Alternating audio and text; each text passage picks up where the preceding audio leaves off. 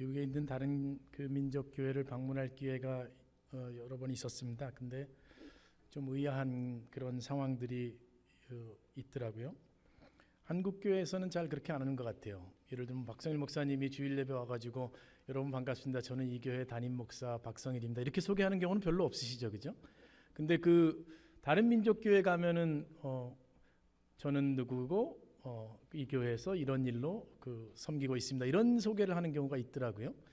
그래서 참 독특하다. 어디다 시선을 어디다가 수준을 맞췄길래 저런 소개를 담임 목사가 하나 이런 생각이 드는데 그 초점이 아마 처음 오신 분에게 방문 오신 분이나 처음 오신 분에게 초점을 맞추니까 이제 자기를 소개하는 거겠죠. 그런 것도 참 예배를 인도하는 분이 가지고 있는 관점을 볼 수 있는 그런 제스처 또는 뭐 표현인 것 같아요. 저도 이제 제 소개를 해야 되잖아요, 그죠? 근데 이제 어디다가 초점을 맞춰서 이제 소개를 해야 되나? 뭐 한 15년 전 이렇게 계셨던 분하고 이렇게 눈 맞춤을 하면서 장로님 안녕하세요, 안녕하세요 권사님 이렇게 해야 되나?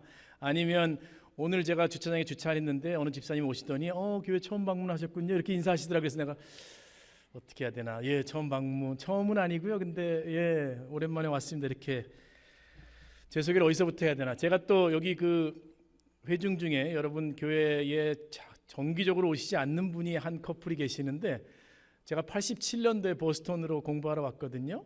그때 제가 같이 예배 드렸던 우리 집사님 네 분이 여기 계십니다. 그래가지고 또 거기서부터 소개를 해야 되나? 87년도에 보스턴 성요한 교회에서부터 얘기를 해야 되나? 뭐 다양한 생각이 오고 가고 있습니다. 이민자들은 이제 언제 랜딩했느냐부터 이렇게 소개를 하죠, 그죠? 나는 몇 년도에 미국에 왔고 뭐 이렇게 오늘 아침에 우리 어느 장로님 말씀드리니까 뭐 60년대 이렇게 원주민이시더라고요. 완전히 그때 오셨다고 이렇게. 저는 87년에 왔는데 60몇 년대에 오셨으니 뭐 그때 250불 허락받고 그거 가지고 오셨다 그러시더라고요.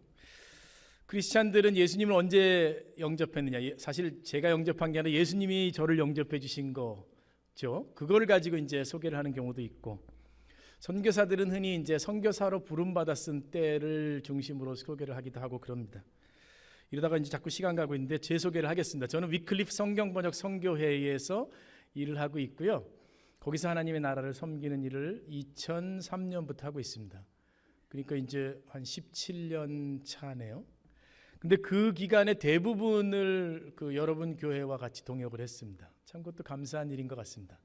저는 여러분 교회에 특별한 연고가 있는 것이 아니었는데 그 소개를 받고 여러분과 같이 교제를 하게 되었고, 복음 안에서 코이노니아, 복음 안에서 파트너십을 가지고 지금까지 일하고 있습니다. 제 파송교회는 토론토에 있는 큰빛 교회고요. 저는 캐네디안 패스포트를 가지고 이렇게 일을 하고 있습니다.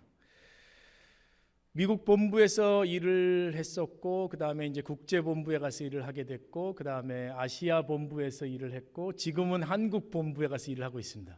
아니 저 사람은 선교사가 어디 뭐 번역 선교회 선교사라면 어느 부족 가운데 가서 성경을 번역하는 일을 안 하고 어떻게 본부만 돌아다녔나라고 하는데, 저희 부부의 부르심은 본부에서 하는 일과 관련이 있고 오늘 메시지와 관련이 있는 일이었습니다.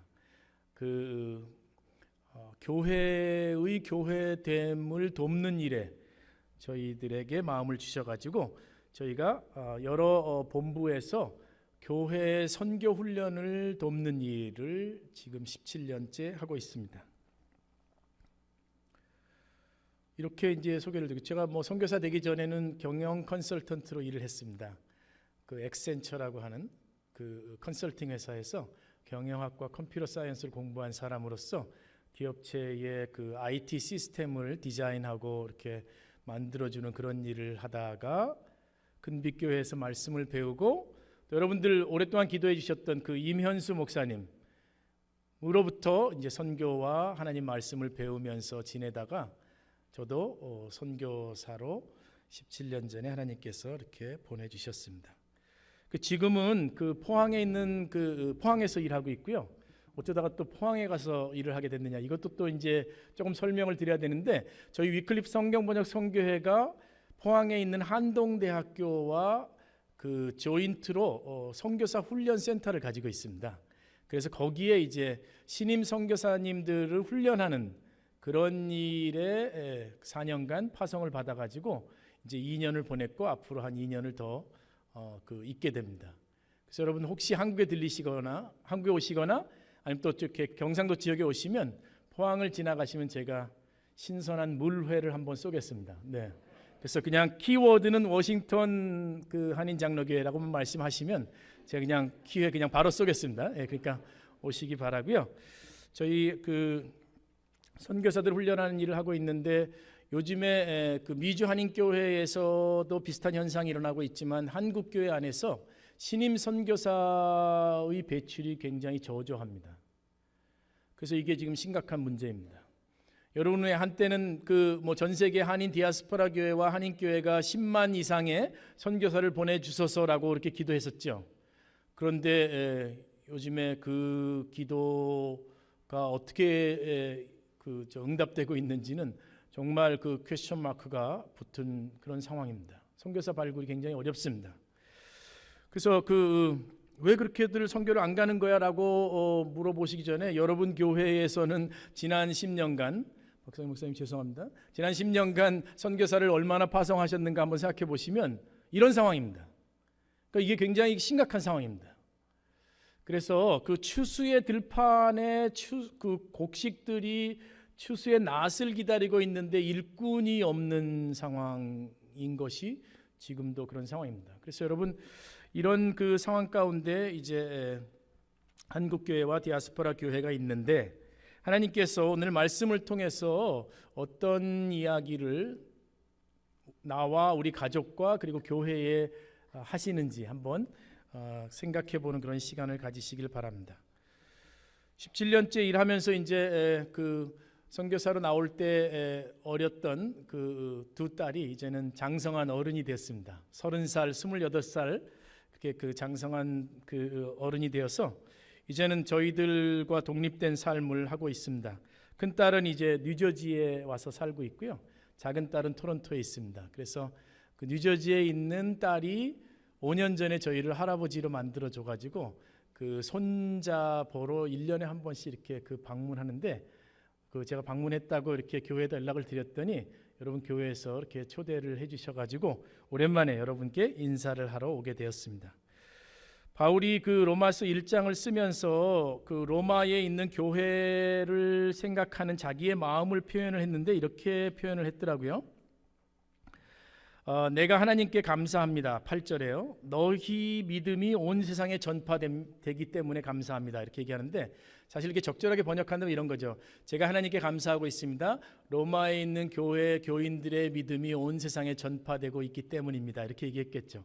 저도 늘 그 여러분 교회를 생각하면서 하나님께 감사합니다. 여러분의 믿음이 온 세상에 전파되고 있기에.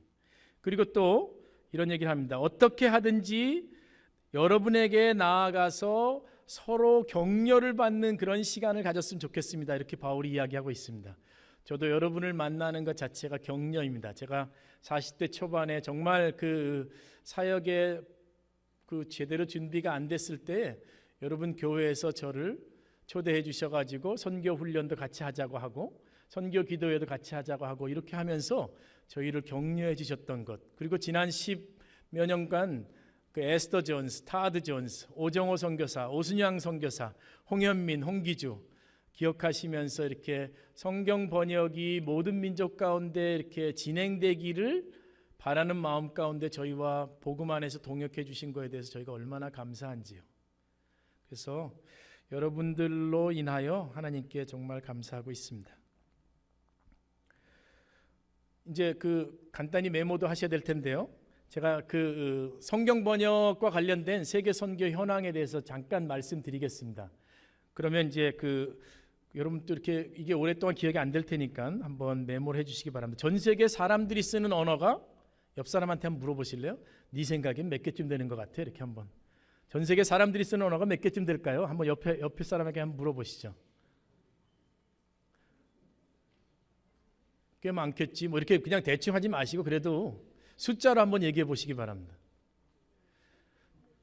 전 세계 사람들이 쓰는 언어가 7,360개가 됩니다. 뭐가 그렇게 많아? 예. 근데 여러분 세 가족의 성경 번역 선교사를 후원하고 계시면서 그걸 모르시면 곤란합니다. 7,361개가 전 세계 사람들이 쓰는 언어의 숫자인데요. 그거를 아는 것도 중요하지만 그 다음 통계가 더 중요합니다. 이 중 683개의 언어만이 구약과 신약을 가지고 있습니다. 7,361개 중에 9.2%에 해당하는 언어만이 신구약 성경을 다 가지고 있다고요. 여러 가지 생각이 드시죠? 이 말씀만 딱 들으셔도 와, 우리말로는 있네? 그게 630개의 언어 중에 하나로 하나님께서 한글을 택해 주신 거죠. 그것도 100몇십 년 전에. 너무나 감사하죠. 우리는 언제나 이 말씀을 펴가지고 저는 영어, 한국어가 같이 돼 있는 그런 성경을 가지고 있지만 이쪽도 봤다 저쪽도 봤다 하면서 하나님의 계시를, 하나님의 임재를 늘 경험할 수 있지만 683개 이외의 언어를 쓰는 사람들은 이 성경을 전체를 가지고 있지 못한 거죠.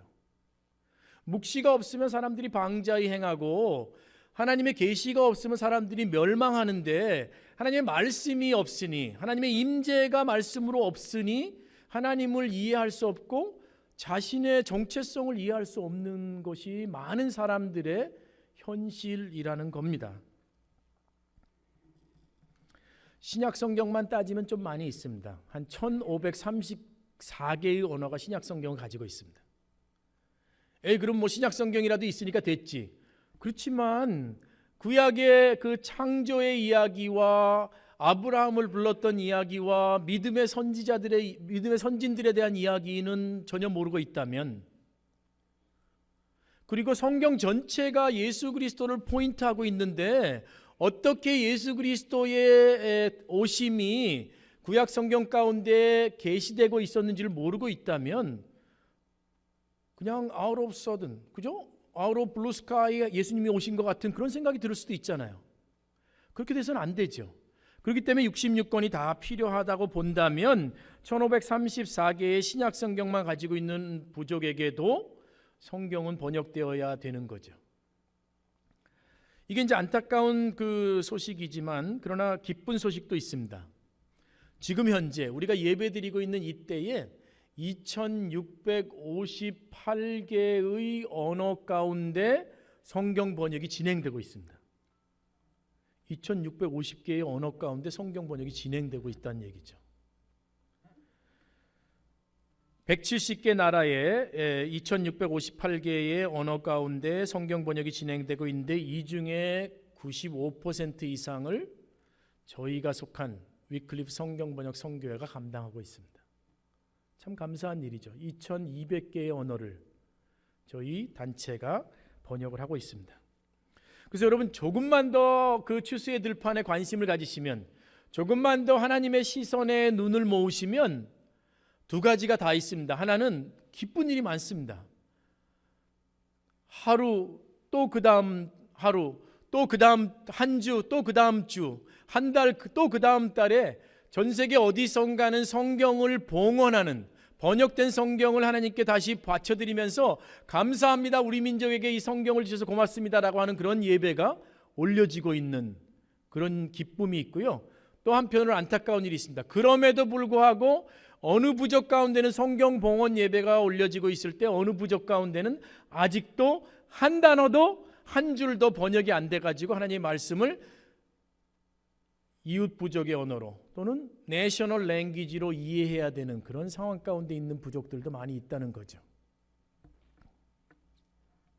그래서 여러분 이런 기도를 우리가 같이 했으면 합니다. 여러분 그 하늘에 계신 우리 아버지여 이름이 거룩히 여김을 받으시오며, 이렇게 그 주기도문이라고 흔히 알고 있는 기도문을 여러분 늘 그렇게 하나님께 올려드리시죠. 그죠? 너희는 이렇게 기도해라. 예수님이 그렇게 기도하라고 했기 때문에.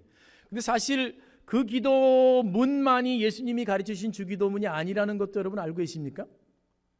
추수의 들판을 본 사람들에게 예수님께서 이렇게 얘기합니다. 제자들에게 너희 이렇게 기도해라. 추수의 들판에 일꾼을 보내주소서라고 기도해라, 이렇게 얘기하셨죠. 만약에 지난 2000년 동안에 전 세계의 모든 교회들이 일꾼을 보내주소서라고 하는 주기도문을 지속적으로 진지하게 했다면 지금 상황은 좀 달라졌을 것 같아요. 그렇다고 우리가 알고 있는 주기도문이 그 개념을 안 담고 있는 건 아니죠.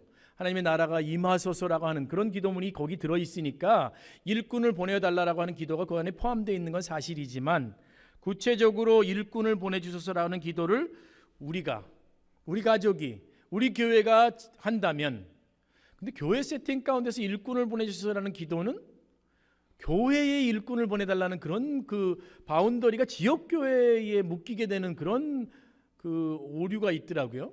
그렇지 않죠. 일꾼을 보내달라는 것은 하나님의 추수의 들판에 일꾼을 보내달라는 얘기죠. 그렇죠?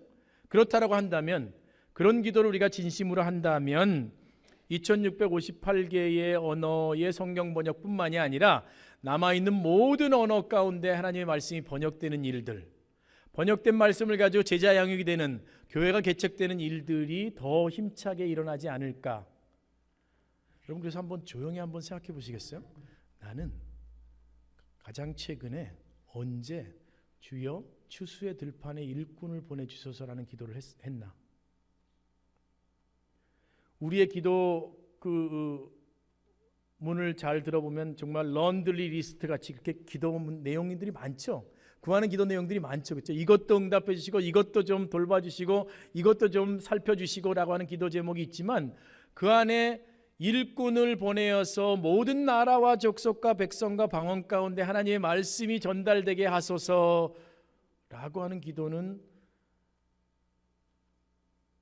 한 적이 굉장히 오래된 그런 기도문은 아닌지 한번 생각해 보시기 바랍니다.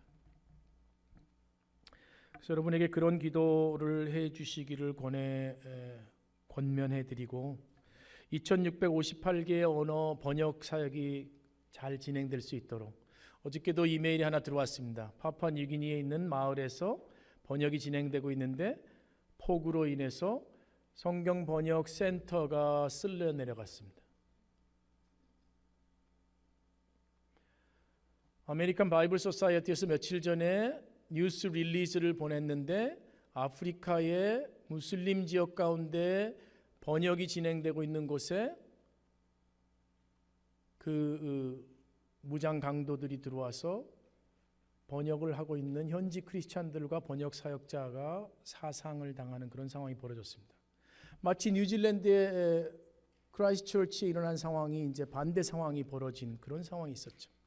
그래서 우리의 기도 가운데는 평화의 왕이신 예수님이 평화롭게 전달되기를, 그런 걸 기도해 주는 기도가 여러분 가운데도 좀 구체적으로 있었으면 좋겠습니다. 소요와 갈등이 없어지고 눈물 닦으시고, 그리고 하나님의 나라가 거꾸로 서서 모든 민족 가운데 임하는 그런 일들을 기도해 주시는 그런 일들이 있었으면 하는 바람이 여러분에게 부탁이 있습니다. 여러분, 저희도 이제 포항에서의 훈련 사역을 잘 마치고 또 이제 고국에 잠깐 귀국했다가, 캐나다에 귀국했다가 또 하나님께서 가라고 하시는 곳에 그 믿음을 가지고 선택해서 가는 그런 것이 아니라 하나님이 보내시는 곳에 가는 그런 순종하는 그런 일꾼들 되게 해달라고 계속 기도해 주시길 부탁드립니다. 오늘 본문으로 가실까요? 로마서 1장을 펴시고, 오늘 제가 제목을 빚진 자 이렇게 얘기했습니다. 그럼 여러분 마음 가운데 이제 소위 말하는 신앙생활을 어느 정도 하신 분들은 빚진 자, 그러니까 오늘 선교사가 왔지, 그러니까 빚진 자란 제목을 건졌네 이 사람이. 그러니까 우리한테 할 말은 아마 이렇게 진행될 것 같아 라고 하면서 여러분 대충 이렇게 추측하실 수 있으신 분도 있으실 것 같아요. 그러니까 우리가 복음을 듣지 못한 사람에게 빚을 졌거든. 그러니까 우리 보고 선교하란 얘기야. 여기서 아마 그 설교의 내용은 이렇게 진행될 것 같아 라고 추측하고 있는데, 있으신 분이 계실 것 같은데 한번 그게 맞는지 한번 보시기 바랍니다. 왜 바울은 로마에 있는 교회에 편지를 보내면서 스스로를 빚진 자라고 했을까? 이런 생각을 한번 같이 해봤으면 좋겠습니다. 우리 이제 신동철 집사님 통역하고 계시죠? 근데 이게 통역이 우리 한국어에서는 빚진 자라고 돼 있지만 영어에서는 이게 두 가지로 번역될 수 있습니다. obligation이란 단어, 의무가 있다 라고 하는 식으로 번역될 수도 있고, I am in debt, 나는 빚을 지고 있다.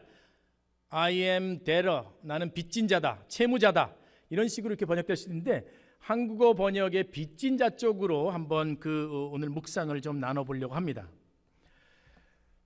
빚을 지는 경우가 어떤 경우인가요? 뭘 빌렸죠. 근데 안 갚았어요. 그럼 빚지는 거죠. 그게 이제 가장 흔히 사용하는 경우에 빚진 자라는 표현입니다. 그렇죠? 내가 은행에서 20만 불을 빌렸어. 아직 안 갚았어. 난 20만 불을 빚지고 있어. 이게 빚진 자라는 거죠. 그렇다라고 하면 가만히 있어봐. 그러면 바울은 도대체 누구한테 뭘 빌렸길래 스스로 빚졌다라고 했나? 그럼 이 논리가 맞는 것일까라는 이제 궁금증이 들고요. 빚지는 게 또 다른 경우가 있을 수 있습니다. 어떤 경우에 빚을 지나 하면 누군가가 저에게 물건을 줬습니다. 이렇게 주면서, 이분이 저에게 주면서, 현민아, 네가 이것을 잘 사용하고 너만 갖고 있지 말고 다른 사람에게 전달해줘 라고 하면 제가 이 물건을 받게 되면서 빚을 지게 됐죠. 누구한테?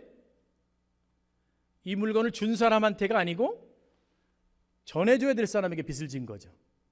그럴 수 있습니다. 그렇죠? 왜냐하면 이분이 저한테 주면서 이걸 너만 갖고 있지 말고 전달해줘 그랬기 때문에 전달받아야 될 사람을 향해서 제가 빚을 진 거죠.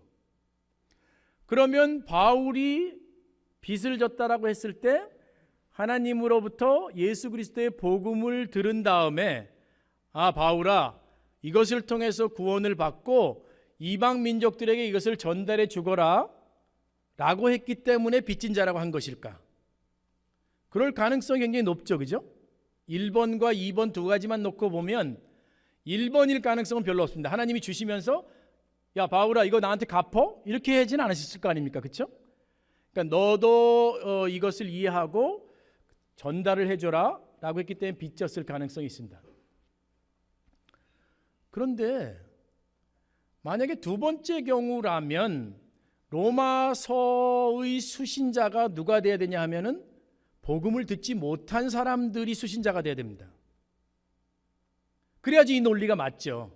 받으면서 전달하는데 이방인들, 복음을 한 번도 들어보지 못한 사람들이면 바울이 제가 받으면서 전달해 주라 그랬기 때문에 전달을 이제 해야 되기 때문에 이 사람들에게 빚을 졌습니다. 전 세계 한 4천 종족의 성경에 없는 사람들에게 내가 빚을 졌습니다. 이렇게 되는 건 맞죠. 근데 로마서의 수신자가 불신자들이 아니라 로마에 있는 교회의 성도들입니다. 그렇다라고 하면 복음을 이미 들은 자들인데, 복음을 이미 들은 자들이 로마서의 수신자들인데 빚을 졌다라고 한다면 이 두 번째 논리와도 이게 안 맞습니다. 복음을 이미 다 들은 사람한테 무엇을 빚을 져? 이미 다 알고 있는데. 그 말은 이런 거죠. 홍현민에게 하나님께서 복음을 주시면서 워싱턴 한인장로교회 가서 복음을 전해, 이렇게 얘기한 거랑 똑같은 얘기죠. 그러면 홍성 교사님 뭔가 착각하신 것 같은데 우리는 복음을 이미 들었어요. 저 밖에 가서 그 밖에 있는 불신자들에게 복음을 전하세요 라고 얘기를 해야지 그 두 번째 논리에 맞는 게 되는 거죠. 그러니까 이제 질문은 이겁니다. 과연이 아니라, 죄송합니다, 접속사를 잘못 썼네요. 왜 바울은 스스로를 빚진 자라고 했을까? 수신자가 로마에 있는 성도였을 때 왜 스스로를 너에게 그렇게 가고 싶었고 너에게 내가 복음을 전하기를 원한다라고 이야기를 했을까라는 질문을 해봐야 되는 거죠. 이런 궁금증을 가지고 이제 우리가 같이 묵상을 해봐야 됩니다. 그리스도인들을 대상으로 편지를 보내면서 여러분에게 제가 나아가기를 아주 간절히 원했습니다. 가서 여러분들에게 복음을 전하고 싶었습니다. 15절 한번 보십시오. 나는 할 수 있는 대로 로마에 있는 너희에게 복음 전하기를 원하노라, 이렇게 얘기했죠. 그죠? 로마에 있는 너희에게, 너희는 누구냐면 로마에 있는 그리스도인들에게입니다. 로마에 있는 그리스도인들에게 왜 복음을 전하기를 그렇게 간절히 원했을까? 라고 하는 것이 오늘 묵상의 질문입니다. 그런 생각을 가지고 여러분 한번 이런 이야기를 좀 들어보시기 바랍니다. 저희가 성경을 번역하게 되면 그 번역한 성경을 사용하는 사람들은 누구일까요? 그 지역의 교회입니다. 크리스찬들이 번역된 성경을 사용하죠. 물론 크리스찬들이 번역된 성경을 이해하면서 불신자들에게 그 성경에 있는 내용들을 전달하면서 전도를 하지만 1차 수신자들은 현지 크리스찬들입니다. 내셔널 랭귀지로 성경을 읽던 사람들이 자기 트라이벌 랭귀지로, 부족 언어로 성경을 읽게 되는 거죠. 그런 그 상황들과 비슷한 거죠. 그러니까 저희들은 성경을 번역하면서 염두에 두는 것은 현지에 있는 그리스도인들이 이 성경을 잘 사용함으로써 하나님을 더 이해하게 되고, 그랬을 때에 사람들에게 하나님을 잘 설명할 수 있게 되기를 바라는 마음으로 이 성경을 번역하는 거라고 볼 수 있습니다. 재작년이 2017년이었잖아요. 2017년이 종교개혁 몇 주년이었죠? 500주년이었어요. 그렇죠? 500주년 때에 전 세계의 교회들이 종교개혁 500주년을 기념하는 그런 행사들을 많이 했습니다. 저와 제처도 한국에 있으면서 그 종교개혁 500주년 기념 세미나를 한번 참석하는 경우가 있었습니다. 강사가 누구였냐면 크리스토퍼 라이트였습니다.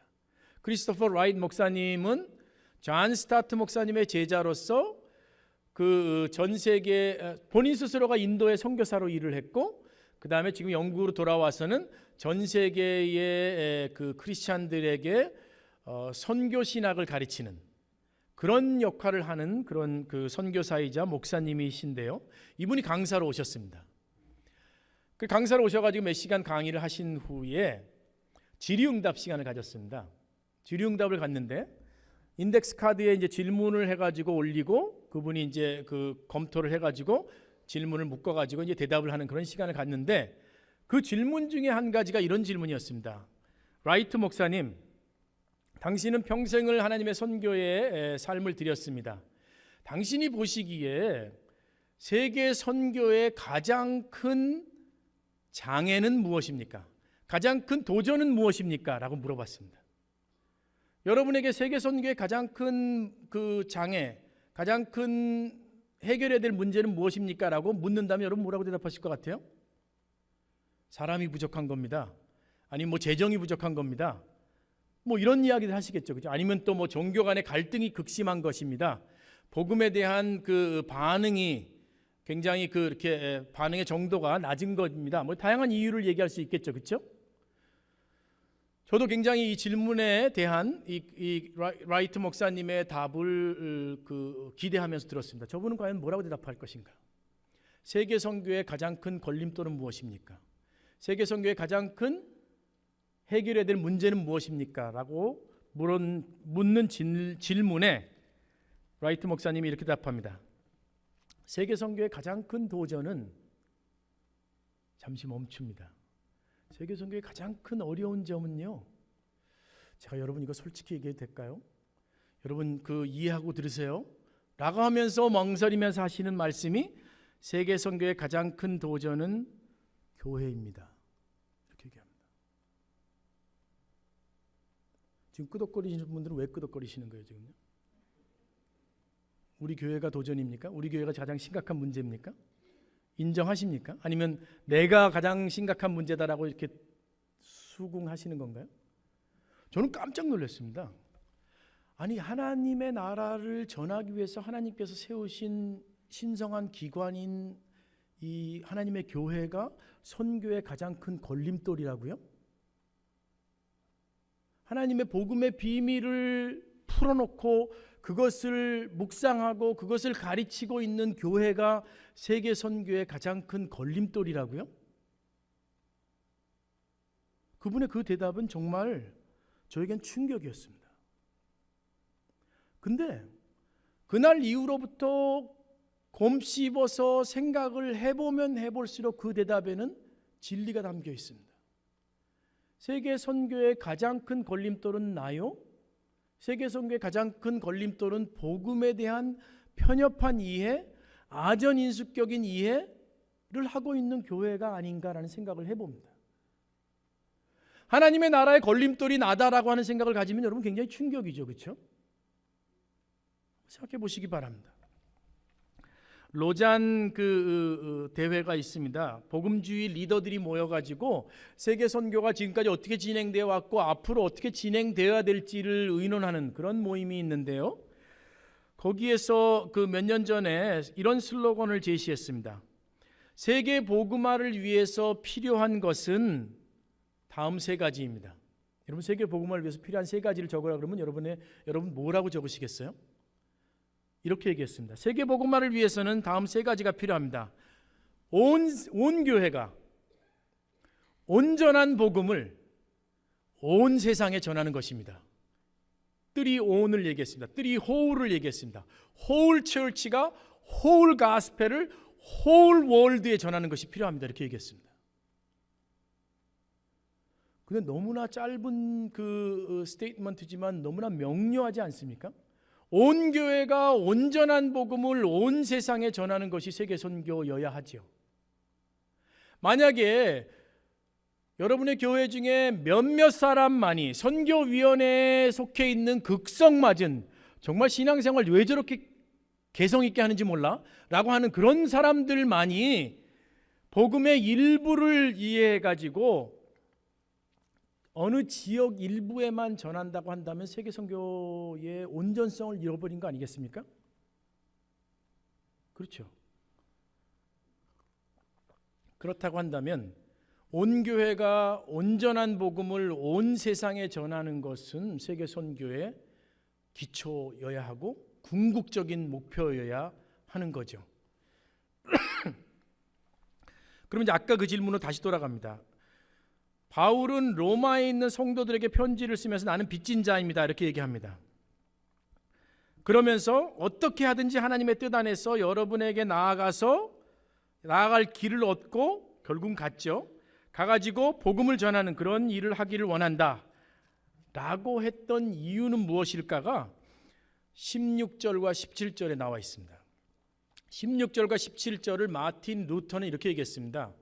천국에 이르게 하는 그런 내용이 담겨 있는 구절이 로마서 1장 16절과 17절이다. 거기에 세 가지 이유가 있습니다.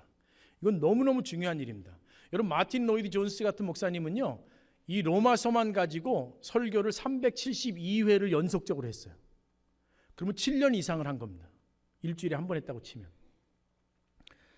그런 이야기를 할 정도로 이 로마서 1장이 굉장히 중요한 그 구절인데요.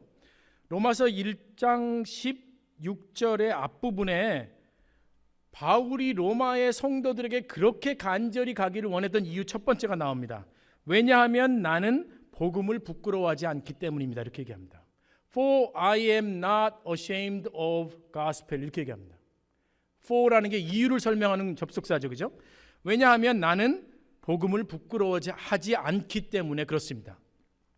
두 번째, 바울이 왜 로마에 있는 교회에 가서 이야기를 하고 싶었냐 하면 두 번째 이야기는 16절 후반부에 있습니다. 왜냐하면 그것은 하나님의 능력이기 때문에 그렇습니다. For it is the power of God 이렇게 얘기합니다. 복음은 하나님의 능력이기 때문에 내가 부끄러워하지 않고 가서 여러분에게 그것을 전하고 싶습니다. 이렇게 얘기합니다. 세 번째 이유는 17절에 있습니다. For, another for가 있는데 For in the gospel 복음 안에 하나님의 의로우심이 드러났기 때문입니다. 이렇게 얘기합니다.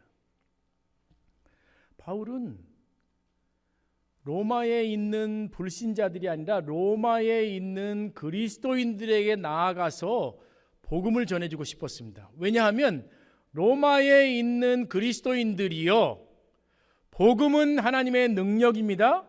그 복음 안에 하나님의 의로우심이 예수 그리스도를 통해서 우리에게 전달되었습니다. 여러분이 이것을 분명히 안다면 교회가 교회답게 설 것이요, 그리스도인이 그리스도인답게 복음적 삶을 살게 될 것입니다라는 것 때문에 바울은 그것을 로마에 있는 교회들에게 전달하고 싶었습니다. 그러니까 여러분, 그 세계 선교를 위해서 가장 중요한 것이 무엇이냐라고 하면 사람을 많이 보내는 것입니다. 재정을 많이 후원하는 것입니다. 이전에 세계 선교를 위해서 가장 중요한 것은 무엇이냐면 복음을 바르게 이해하는 것입니다. 세계 선교를 위해서 가장 중요한 것은 예수 그리스도를 통해서 나타난 하나님의 사랑에 대한 온전한 이해입니다. 그것이 온전하게 이해가 되면 어디에 있든지 복음적 삶을 살게 되어 있습니다.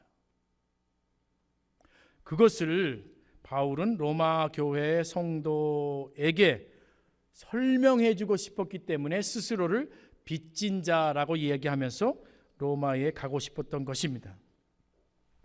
여러분에게 제가 빚진 자란 주제로 이야기를 하면서 선교지의 필요를 역설하면서 선교를 더 열심히 합시다. 사람을 좀 보냅시다. 단기 선교도 가시고요. 실버 미션도 가시고요.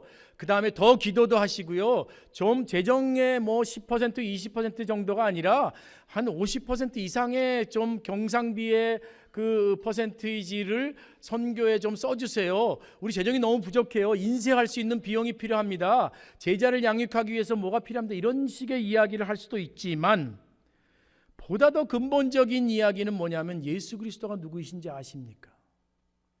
예수 그리스도를 통해서 얻어진 나의 삶이 어떤 것인지를 이해하십니까? 예수 그리스도의 피 위에 교회가 세워졌다는 것이 무슨 뜻인지를 이해하십니까? 라고 하는 것이 더 근본적인 질문이라는 것을 여러분에게 좀 설명드리고 싶고, 사실 저희 부부가 교회를 돕는 선교사의 역할을 하고 앞으로도 하고 싶은 이유는 바로 이런 이유 때문입니다. 복음에 대한 온전한 이해가 있다면 모든 교회는 선교적 교회일 것이다. 복음에 대한 온전한 이해가 있다면 모든 그리스도인들은 선교적 삶을 살 것이다 라고 하는 그런 생각 때문에 그렇습니다. 그래서 우리의 기도는 이겁니다. 주님, 우리가 선교를 더 많이 하게 해주십시오 라고 하는 것이 기도가 아니라, 주님, 우리가 복음을 바르게 이해할 수 있게 도와주십시오. 주님, 우리 교회가 복음을 바르게 이해할 수 있도록 도와주십시오 라고 하는 것이 기도입니다. 에베소서 3장에 보면 이런 표현이 있습니다. 그리스도의 사랑의 넓이와 길이와 높이와 깊이가 어떠함을 깨달아, 이런 표현이 있습니다. 그것을 다른 말로 하면 복음의 넓이와 길이와 높이와 깊이를 이해할 수 있도록 하시옵소서. 그럴 때 워싱턴 한인 장로교회는 하나님의 선교에 주목하는 교회가 됩니다. 복음의 피상적인 이해가 혼합주의를, 복음의 피상적인 이해가 아전인수격 복음을, 누가 복음이 아니라 내가 복음을 만드는 그런 일들이 벌어지고 있음을 보시면서 복음에 대한 넓은 이해, 복음에 대한 깊은 이해, 복음에 대한 긴 이해, 복음에 대한 아주 그 깊이 있는 이해를 할 수 있게 해달라고 주님께 기도하는. 그리고 우리 교회 안에서 조금 전에 6분이 제자 훈련반을 이수하셨죠. 그분들은 이제 돌아서셔가지고 복음을 또 우리 교회에 가르치는 역할을 하셨으면 좋겠습니다. 교회 안에 허다한 무리들은 많은데 제자가 없는 시대가 된 것 같다는 생각이 감이 듭니다. 교회 안에 우리를 가르친 스승은 있는데 우리가 나의 삶을 부어주는, 바울이 디모데에게 그랬던 것처럼 나의 삶을 온통 부어줘가지고 내가 그리스도를 따라가듯이 너도 그리스도를 따르렴이라고 하는 그런 이야기를 해주는 사람들이 없어지는 그런 시대가 되어버린 것 아닌가라는 생각이 듭니다. 여러분, 제가 백지 한 장 드릴게요. 한번 써보세요. 나를 스승이라고 부를 수 있는 사람이 우리 교회에 몇 명이나 있는가? 이건 굉장히 심각한 문제입니다. 제자 훈련은 있지만 제자를 양육하는 사람이 없는 시대가 되어버리면 안 됩니다. 그러기에 바울은 로마에 있는 교회에 가가지고 복음이 무엇이라는 걸 얘기하면서 복음적으로 살아야 돼. 복음에 대한 깊이, 넓이, 높이, 길이를 이해하고 그것 가운데서 네가 제자가 되고 다른 사람을 제자로 삼는 삶을 살기를 바래. 그것 때문에 내가 열심을 다해서 너희에게 가고 싶은 거야 라고 하는 그런 이야기를 하고 있다는 것을 이해하신 다음에, 우리 스스로 모두가 다 빚진 자입니다. 옆 사람을 보고 내가 당신에게 빚을 졌습니다. 내가 복음을 대해서 당신에게 가르쳐 줄게요. 내가 복음적 삶을 살을게요 라고 하는 그런 그런 그 이야기를 해주는 그런 교회가 되었으면 참 좋겠습니다. 그래서 여러분, 하나님께서 세계 복음화를 지속적으로 운영하시면서 여러분의 교회를 주목하여 보시며 복음에 대한 이해를 더 깊이 하기를 갈망하는 자들이 모여 있는 그런 나의 백성들의 모임으로 여러분의 교회가 하나님이 주목하시는 그런 교회가 되기를 주님의 이름으로 축원합니다. 같이 우리 기도하겠습니다. 하나님, 이런 기도 올려드립니다. 로마의 성도가 복음을 온전하게 이해하기를 바랬던 것처럼 저희들이 복음을 온전하게 이해할 수 있도록 도와주시옵소서.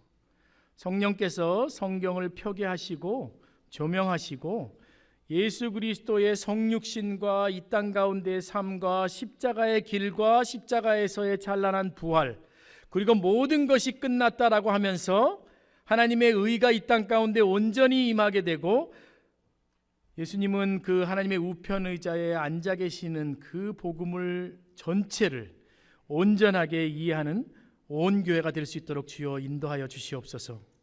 그것이 우리의 삶이 되게 하시고 우리 가족이 되게 하시고 우리 교회가 될 수 있도록 도와주시옵소서. 프로그램으로 프로젝트로 선교에 참여하는 것이 아니라 복음이 나를 사무치고 복음을 나를 권면하고 복음이 내 안에서 생명샘물을 새로 솟게 하기 때문에 나의 삶 전체가 복음적 삶을 살 수밖에 없다라고 하는 그런 감사의 기도와 감격의 찬양이 우리 모두에게 넘쳐날 수 있도록 주여 워싱턴 한인장로교회 가족들 모두를 복내려 주시옵소서. 복음의 온전한 이해를 가지고 온 세상으로 지속적으로 쓰임받는 그런 교회가 되도록 주께서 인도해 주시길 간절히 소망합니다. 예수님의 이름으로 기도합니다. 아멘.